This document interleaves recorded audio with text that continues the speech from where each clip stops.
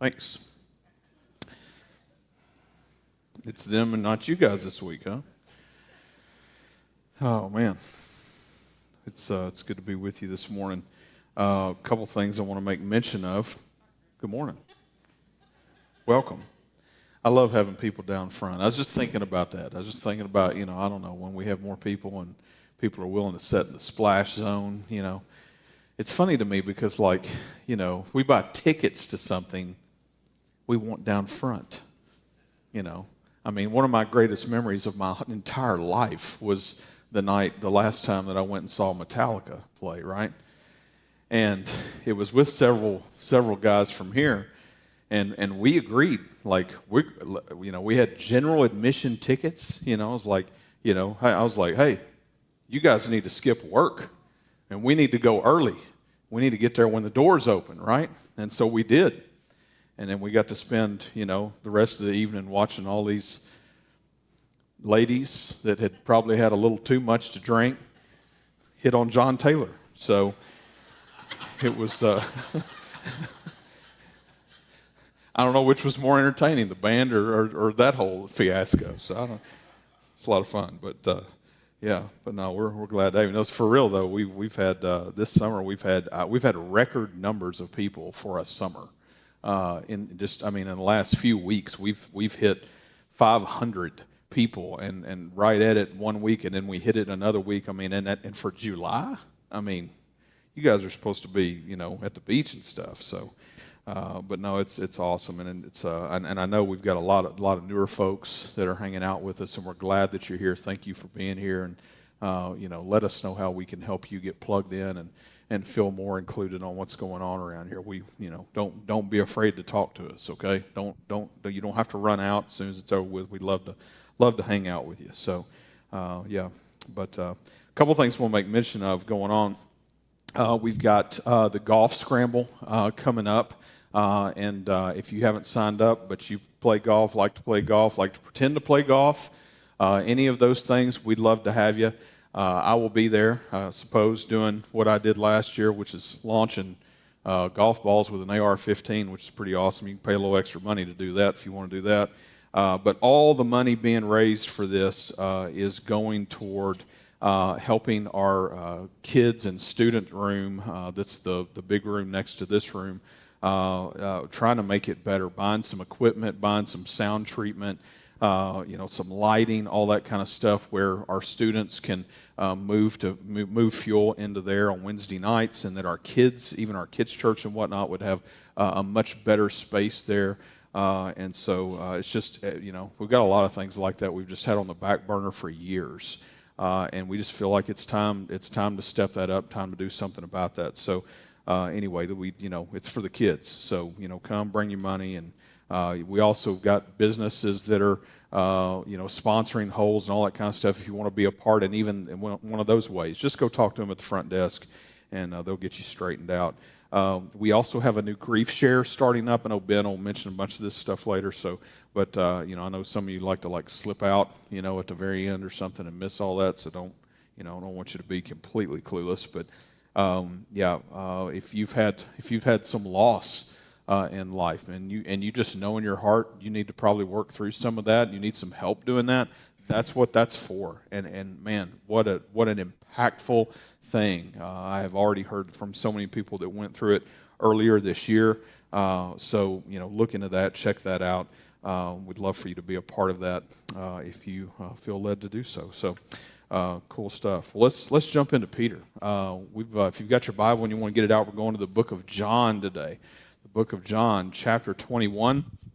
And if you don't have a Bible, our ushers have Bibles. They'll be glad to bring you one. Just throw your hand up, let them know you need it. You can keep it if you don't own one.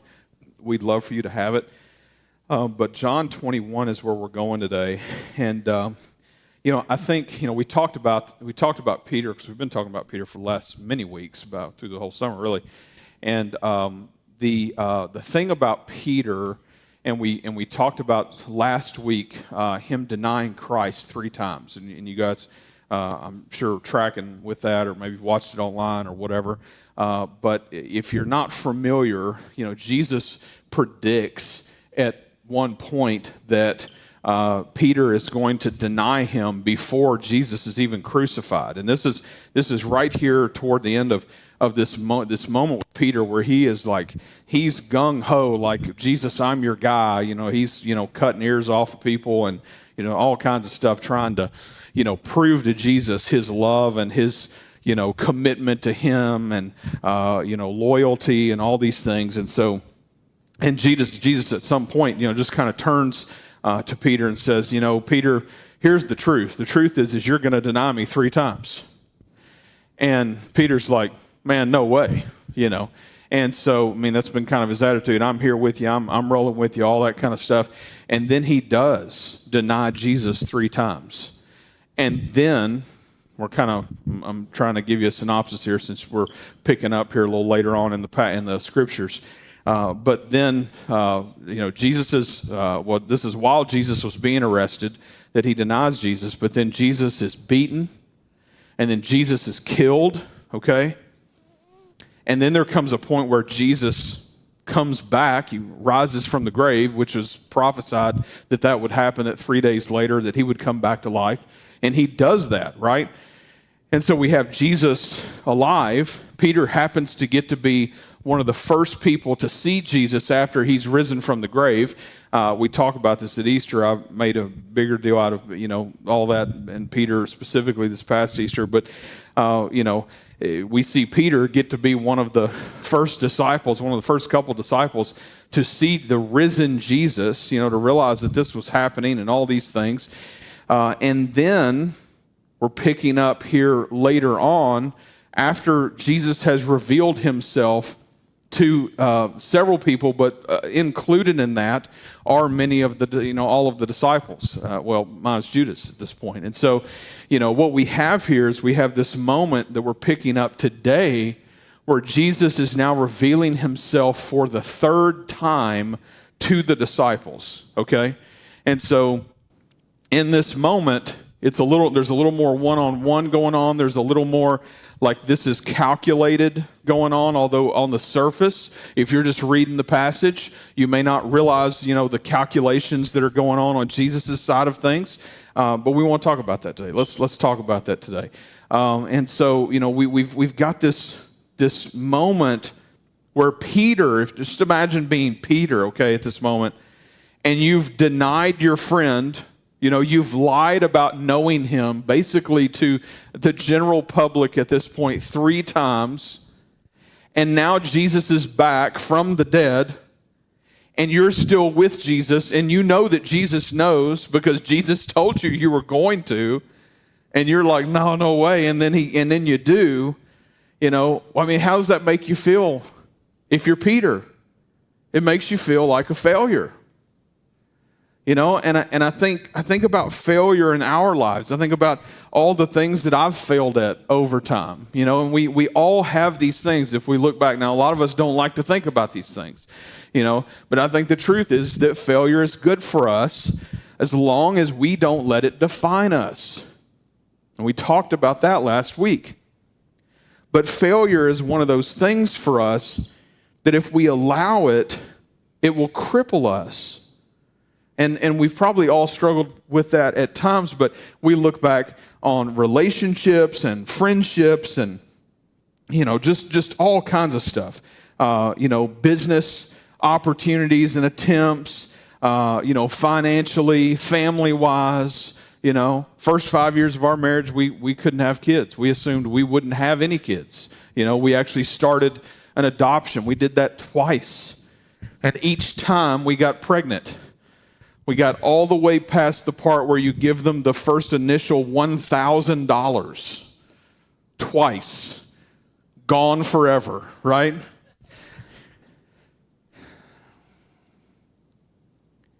After the resurrection, Peter was one of the first ones to see him. And we're picking up today where the disciples have returned to Galilee. And if I'm Peter, I'm feeling like a failure. And what am I going to do? I'm going to go back to what I know. What's he know? He knows what a bunch of these guys know. He knows how to work. He goes back to work. And that's where we're picking up in John 21. And it says this in John 21, 1 today. It says, "After this, Jesus revealed himself again to the disciples by the Sea of Tiberias. And he revealed himself in this way. Simon Peter, Thomas, called the twin, Nathanael of Cana in Galilee, and the sons of Zebedee, and 2 others of his disciples were together. Simon Peter said to them, 'I am going fishing.' They said to him, 'We will go with you.' And they went out and got into the boat, but that night they caught nothing." They caught nothing. So here's this moment, this moment where Peter decides he's going to lead this little expedition of the boys to go fishing. Maybe he didn't know that they were all going to want to go, but they all said they're going to go. At this point, there's 7 of them, okay? So 7 of Jesus' disciples at this point. I'm imagining a little bit, maybe with a little bit of a, tail tucked between their legs, kind of a feeling, decide, what else are we going to do? Let's go fishing, right? Some of you like to probably say that to your wife sometimes, right? I got nothing better to do. I'm going to go fishing. You probably don't say it out loud like that because she'd be like, actually, I've got some things for you to do, right? But they go fishing. And the others follow. And Peter's leading this out. And they're going at night. And we know that because of kind of how the scriptures pan out here. We see them talk about, what's going to happen and all this kind of thing here in just a minute. But they go at night, and a big part of, fishing at night back then, that was prime time to go fishing because you would come back with your catch fresh in the morning to sell at market. And so the boys basically have just gotten back to their hustle. They've gotten back to the thing that they know how to do and what to do and all those things. And this is what we do. We fall back to what we feel comfortable in, don't we? We fall back to the things that are easiest for us just to slip back into. Sometimes those things are good. Sometimes those things are not good, right? But we do sort of a similar thing. Interestingly enough, here's these guys who are experts at fishing. This is what they've done their lives until Jesus came along. And then even Jesus said to them, you have been fishermen, but I'm going to make you fishers of men, right? And so here in this moment, here they all go out for their night fishing expedition, the deadliest catch, if you will. And then what had happened? It says they went out and got into the boat, but that night they caught nothing. Expert fishermen who caught nothing.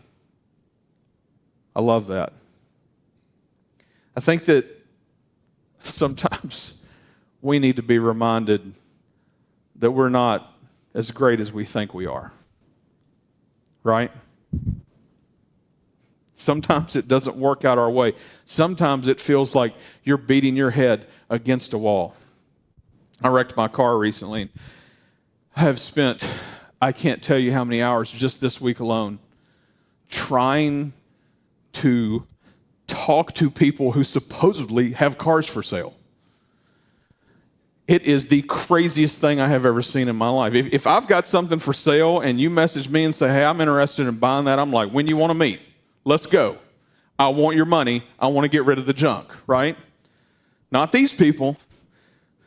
I'm telling you.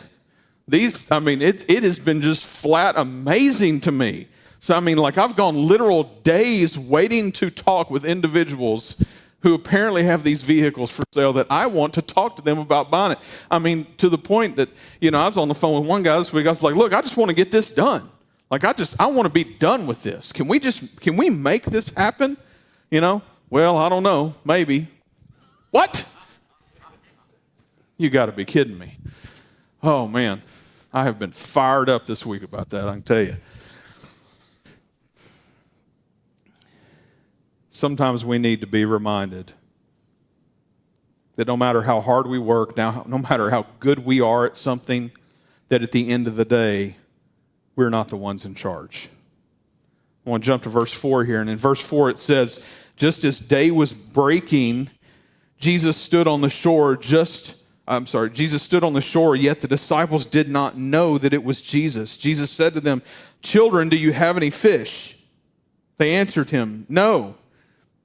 He said to them, "Cast the net, on the right side of the boat, and you will find some."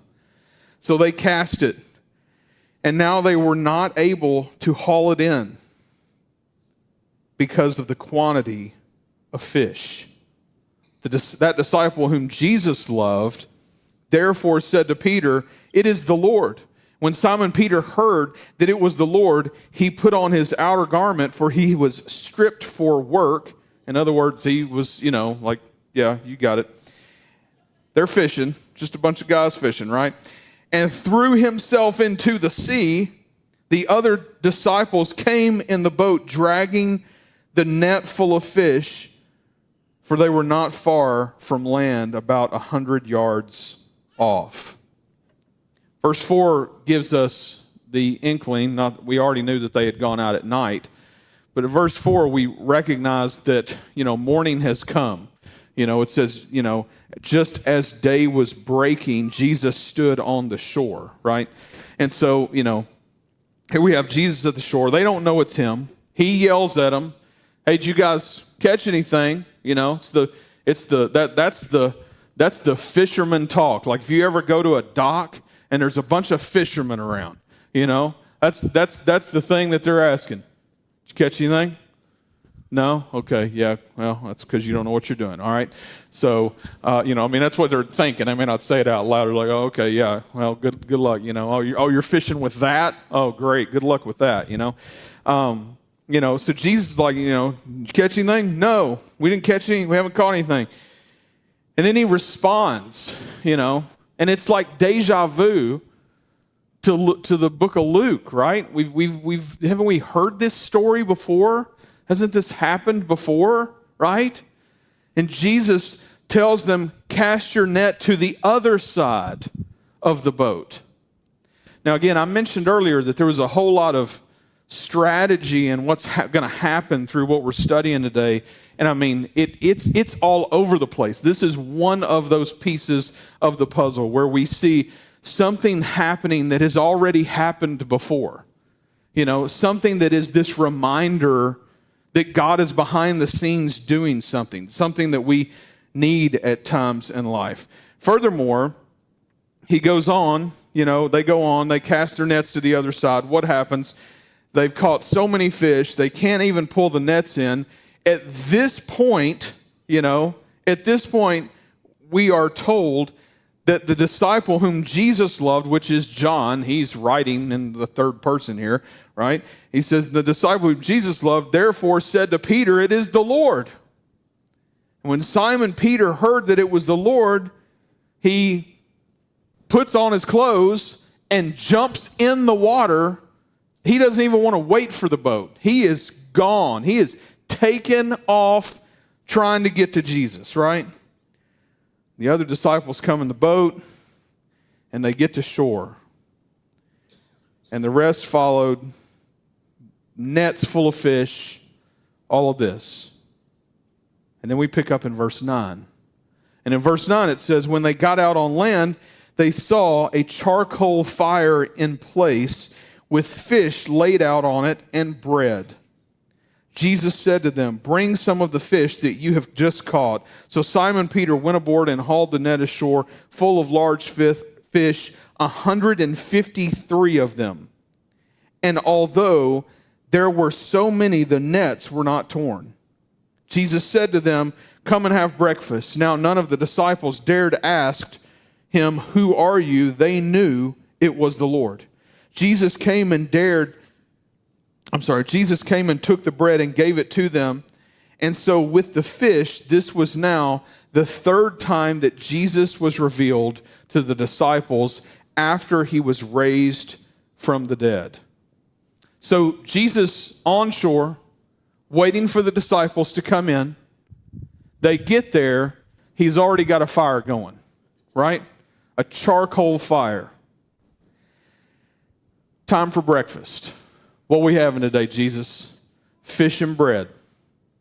Fish and bread. Now, fish and bread were pretty common to eat. But I just got to believe that with all the other things that we're seeing here, there's a whole lot of intentionality on Jesus' part as to the way that this is playing out. When Jesus first sees the disciples, what are they doing? A bunch of the disciples. They're fishing. They're not catching anything. What's he tell them to do? Throw your nets out on the other side of the boat. Then you'll catch something. They kind of mumble, go ahead and do it, end up catching a bunch, can't get the nets in. Same song and dance. Here, we've got a charcoal fire. We'll get to that in a few minutes. So what we know here in a minute that we'll talk about is at least, has to bring back the memory for at least one of these guys. And then on top of that, Jesus asks them to bring some of the fish, and then he feeds them fish and bread.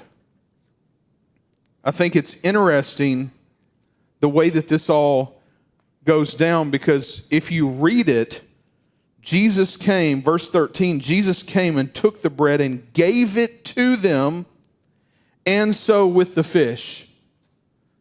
And so now they're also reliving Jesus serving them food, right? Peter goes back to the boat to get some fish.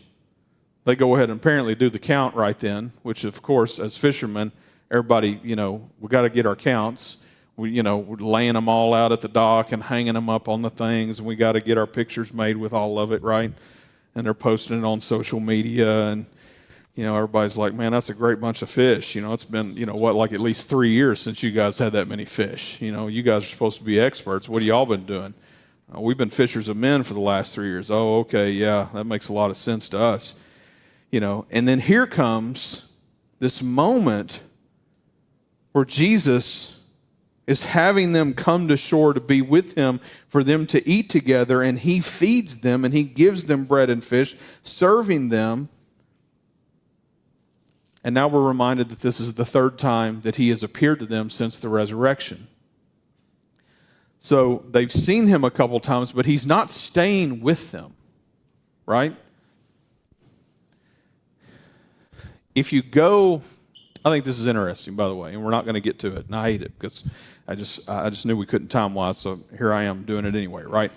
But at the very end of the book of John, which we're really close to, there's one section that we're not going to get to read today, and it's this section where Peter and Jesus and John are all together and they're kind of doing a little walk thing. And at the very end of it, John, of course, who is writing this, actually makes this statement about the stories that could be told about Jesus that haven't been written down. And he makes this statement somewhere along the lines of, there is so much more that books couldn't hold them.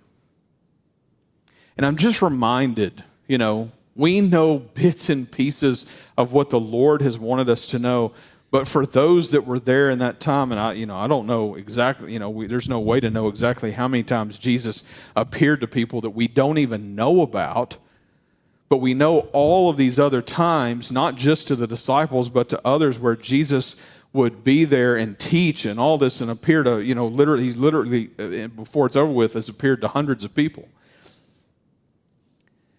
And here, the third time he's appeared to the disciples, and at first they still don't even realize who it is. And I'm thinking, these guys have seen this guy stand on shore before while they're out fishing, not catching anything, and then this same guy call out to them and tell them to throw their nets to the other side, and it wasn't until the nets were full that they figured out it was Jesus. And I just think, knuckleheads. And I think, that's me. How many times Jesus shows up in my life and he does something that he's even done before, and it takes me getting to like some point in that happening before I finally realize, it's the Lord is doing something here. And I'm just that hard-headed to just now figure it out. Then we have verse 15. then we have verse 15. And I'll remind you that Jesus, before we read this, I'll remind you that Jesus predicted that Peter would deny him 3 times. And then he would deny him 3 times. And then we have verse 15. Verse 15. When they had finished breakfast, Jesus said to Simon Peter, Simon, son of John, do you love me more than these? He said to him, yes, Lord, you know that I love you. He said to him, feed my lambs. And he said to him a second time, Simon, son of John, do you love me? And he said to him, yes, Lord, you know that I love you. He said to him, tend my sheep. And he said to him the third time, Simon, son of John, do you love me? Peter was grieved because he said to him the third time, do you love me? And he said to him, Lord, you know everything. You know that I love you. And Jesus said to him, feed my sheep. Truly, truly, I say to you, when you were young, you used to dress yourself and walk wherever you wanted, but when you are old, you will stretch out your hands and another will dress you and carry you where you do not want to go. This he said to show by what kind of death he was to glorify God. And after saying this, he said to him, follow me. All right. Breakfast is over. It's time for a little one-on-one chat. Jesus kind of gets Peter off to the side here. And he says, do you love me? Do you love me more than these? And he says, yes, Lord. He says, feed my lambs. And Simon, son of John, do you love me? Yes, Lord, you know that I love you. Tend my sheep. Third time, Simon, son of John, do you love me? It says at this point, Peter is grieved. I really believe that in this moment, this is kind of a breaking moment for Peter. I think this is referring to his overall emotional state. I think this is probably referring to his reaction to Jesus in this moment. That he's it's almost like a mixture of frustration and then also, the pain of recognizing where he is in his relationship with Jesus in that moment. At least on Peter's side, I'm sure he's probably thinking, man, I've let Jesus down. He knows I've denied him 3 times, and here he's asking me over and over if I love him or not. And to the point where he finally says to Jesus, yeah, you know everything. You know that I love you. I mean, he's speaking to the person of who Christ is at this moment, that he is all-knowing, okay, in this moment. He is admitting to him. He is testifying in that moment to Christ. You know everything. I love you, and you know my heart. He says, feed my sheep. And I'm personally just imagining that Peter's probably in tears. I don't know that. Doesn't say that. But we know that he is grieved. I think he's just a mess. I think he's been a mess, if we had to guess. Just going through all this, trying to figure out what in the world is going on. And that he's turned his back on his friend, but then his friend got killed, but then now his friend's back from the dead. And at this point, Peter has no doubt that he's the Lord. He's confessing it. He's like, and not only is he confessing it, he's saying, you know my heart. You know I love you because you know my heart, because you know everything. And he's testifying. He's like, he might as well be saying, you are the Lord. You know it all already. And you're asking me this over and over. And then Jesus responds this last time, feed my sheep. Then in verse 18, he begins to tell Peter how he's going to die. I wish to read that real quick. Truly, truly, I say to you, when you were young, we're going back to Jesus bringing up something from the past here, okay, in Peter's life. It says, when you were young, you used to dress yourself and walk wherever you wanted to go. But when you are old, you will stretch yourself, you will stretch out your hands, and another will dress you and carry you where you do not want to go. Now, a couple things here. I want you to pay close attention to the fact that Jesus is bringing up when Peter was a child. And if you're paying close attention to kind of how this whole thing is rolling out, like over and over, Jesus is bringing back things from the past. Even how he is talking to Peter, what is he saying? He's not saying, hey, Peter. Oh, he's saying, Simon, son of John. What? It's believed he probably hadn't called him that regularly, at least, in probably 3 years. And in that moment, again, Jesus is reminding him of where he came from, right?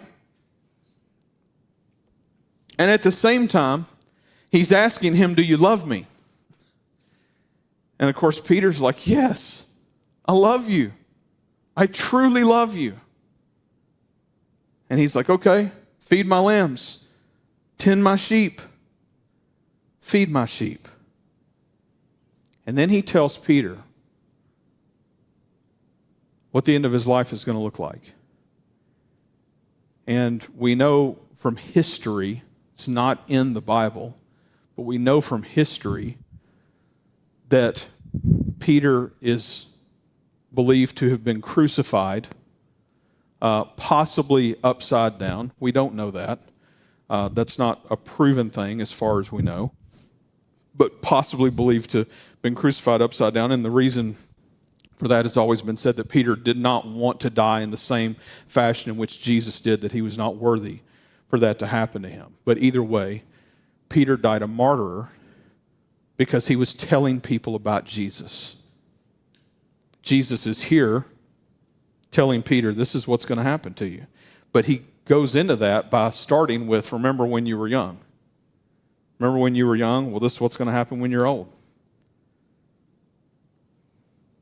But then at the end of all that, it says, and after saying this, he said to him 2 words, follow me. Follow me. 3 times. 3 times Peter would deny Jesus. 3 times Jesus would ask Peter, in this moment, do you love me? This is what restoration looks like. This would lead Peter to a grieving, painful moment. But I mean, let's face it, sometimes it's the grieving, painful moments that help us to see what the truth really is about life.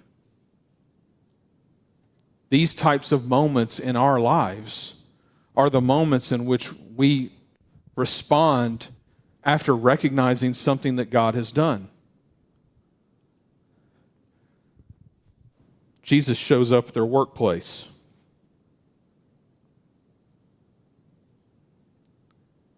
Out where they're fishing, out where they feel comfortable.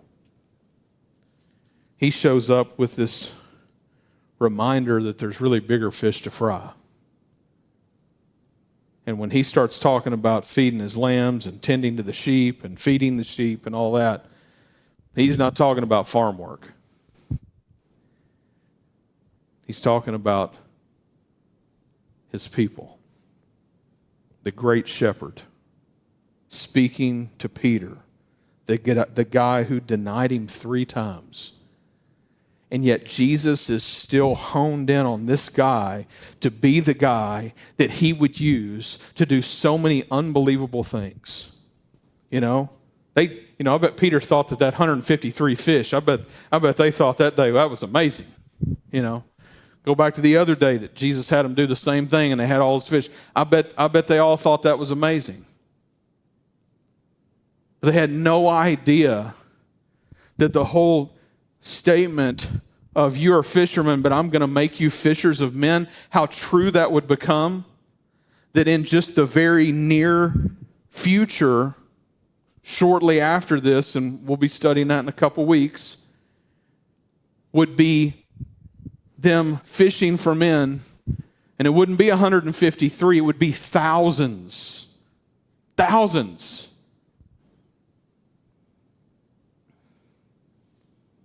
And I'm going to say it again. And it's a reminder to us, God is the one doing the work,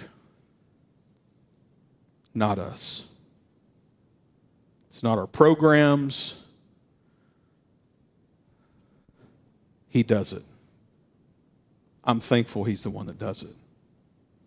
Now, I want to bring up another thing. When they come back to shore, there's a charcoal fire, right? Charcoal fire. This is one of the many things that I feel like is part of the story that it just, we see that. It's like, yeah, okay, no big deal, whatever. Jesus having a fire, He's fixing fish, it's time to eat. We're good with that. But I want to take you back in John's account of the first time that Peter denied Jesus for just a moment. If we can just turn back the clock, get in the DeLorean, go back in time for just a moment here, right? In John 18, verse 15, we have Peter denying Jesus for the first time, John's account, okay? It says this. It says, verse 15, Simon Peter followed Jesus, and so did another disciple. Since that disciple was known to the high priest, he entered with Jesus into the courtyard of the high priest. But Peter stood outside the door. So the other disciple, who was known to the high priest, went out and spoke to the servant girl who kept watch at the door and brought Peter in.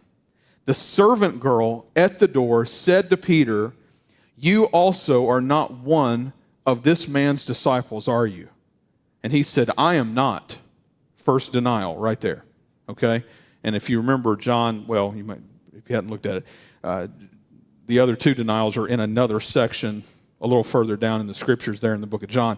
He said, "I am not." His first denial. Verse 18 says, "Now the servants and officers had made a charcoal fire because it was cold, and they were standing and warming themselves. Peter also was with them, standing and warming himself." Two times in Scripture that the word charcoal is used. Peter's first denial, after he denies Jesus, he stands around with these people that he denied Jesus to and warms himself by this charcoal fire. The second time, Jesus waiting for them at shore, Peter, the first one there, after jumping out of the boat because he can't stop himself from trying to get to Jesus, right? And I'm sure the water was probably a little cool. It was daybreak at this point, okay? And now he is swimming in cold water, and he runs to Jesus to see Jesus. And then I'm sure then he gets there. And I'm imagining like some kind of like awkward moment, right? Where Peter's like, "I'm so glad to see the guy that I denied 3 times," right? And he smells that fire. And you know what that type of fire smells like. And he smells that fire, and there's that reminder. And soon after, he would say to Peter, "Simon, son of John, name I haven't called you in a few years, but I'm reminding you of where you came from. Do you love me? Do you love me more than anyone else?" He says, "Do you love me more than these?" Who's these? He's saying, "Do you love me more than everybody else? Do you love me more than you love anyone else? Do you love me like that?" "Yes, Lord. You know that I love you." You see, Jesus wasn't worried about where Simon Peter had failed him. Jesus wanted Peter's heart. Because when Jesus has our hearts, he knows everything else will follow. The question is today, does he have your heart? He should. He loves you. He went to the cross for you. He rose again for you. He suffered for you. He made a way for you. He has a purpose for you. He created you.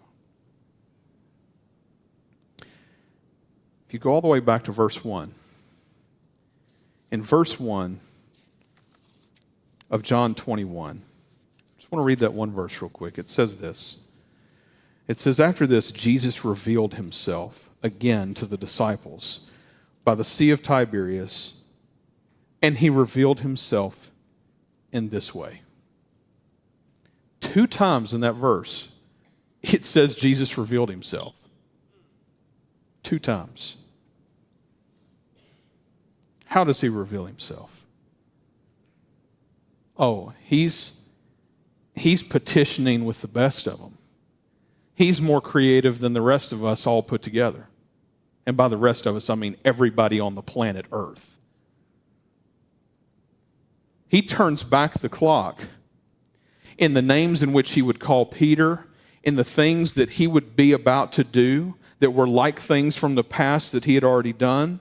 He's appealing to their senses, to Peter's senses anyway, at the shore, in the boat, casting nets, fish galore, out of the boat, in the water.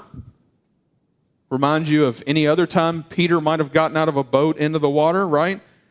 Bread, fish, serving them food. Seeing Jesus again while smelling the charcoal, because remember, Peter and Jesus locked eyes. Well, that was about that time.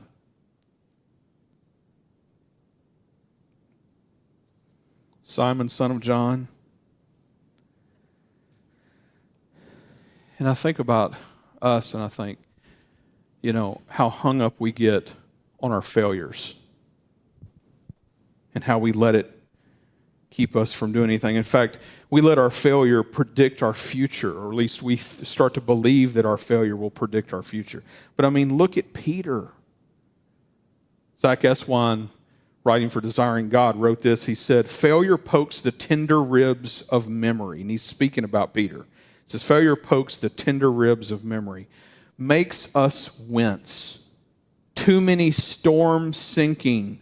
You'll never wash my feet. Miscalculations in our faith. Too many, though everyone else forsakes you, I never will. Debacles of our pride. Too many, you will never go to the cross. Get behind me, Satan, moments to count. Too many Gethsemane sword, blood-cut misapplications of zeal. Too many, I tell you, I don't know the man, betrayals and fears. And sometimes the fault isn't ours, but the bruise still swells. You hung up on your failures? You think that because you're past, you can't move forward and serve the Lord? Look at Peter.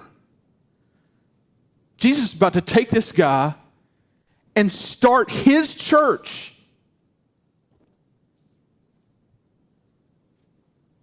And I'm reminded again, and I shared it last week, and I'm going to share it again, 2 Corinthians 12:9.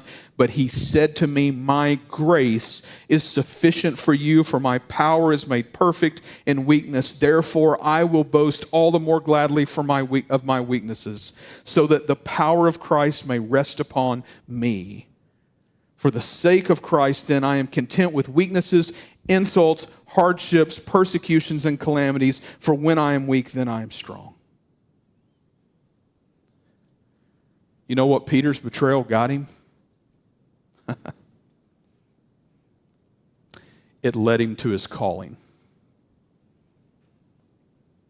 God used his mess to restore him to do exactly what he intended him to do from the day that he was born. And we see that as the beginning of the early church. And we will be studying about that in the weeks to come. But I just think to myself, what in the world? If God can use Peter, He can use any one of us to do whatever He wants to. Having our hearts isn't just like some little fun statement. Having our hearts means that we have surrendered ourselves to Christ, that we're allowing Him to be the Lord of our life and lead us wherever, in whatever we may do and go. Having our hearts means that we love Him the most. The most. Failure isn't final. And failure doesn't predict the future. God does. Let's pray.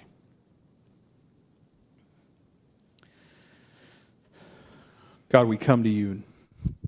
I just pray that you would just help us in our hearts to follow you. God, help us to turn over the things that are captivating our hearts that are not you.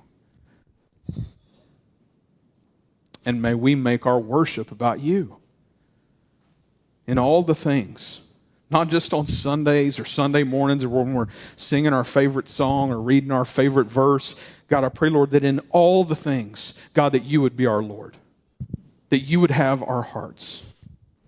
God, I pray right now for anyone who has never surrendered their heart to you. God, I pray that today you would speak to them and that you would help them to see their need for you. And God, I pray that today you would save them. God, do the work in their heart and in their life today that you have done in mine and in the lives of so many others, not because we deserve it, but because you love us and you offer us your grace. God, right now I pray for anyone that has never trusted in you. God, may they cry out to you right now and say, Lord, save me today. Be the Lord of my life today. I believe that your grace is sufficient for me today and the rest of my life. God, do that work in their hearts. God, I pray, Lord, that they would speak with somebody about that before they leave here today. God, for those of us that are believers, Lord, help us. Help us to be reminded today, Lord, that our failures are just opportunities for you to work, for you to move, for you to restore. And God, I pray that you would do that in us today and use us for your glory. We ask this today in your Son's name. Amen.